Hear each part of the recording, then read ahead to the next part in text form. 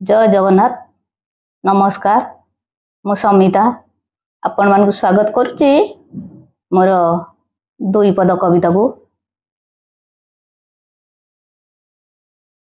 भल लगिले आपण मान लाइक शेयर कमेंट और सब्सक्राइब कर देबे।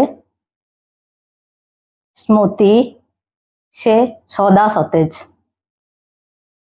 पाउंश तलर निया से सुखर हो कि दुखर हो। आज आम से स्मृति भी को नहीं दुई पद शुणा। कवितार शीर्षक स्मृति। स्मृति तो एमिति रातिर रोशनी छाती रे जलुची मोर जीवन नाटक न सरीबा जाए नुहे से तो लिभिबार नुहे से तो लिभिबार। स्मृति तो एमिति सोना कंडेईटे हाथ धरी थिला मोर अधा बाटटारे हाथ छाड़ी देई चाली गला बहु दूर चाली गला बहु दूर।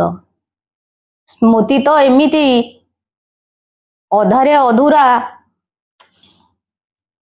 तुई धार लुह मोर भिजी भिजाए से श्रावण धारा रे नुहे से तो सरीबार नुहे से तो सरीबार।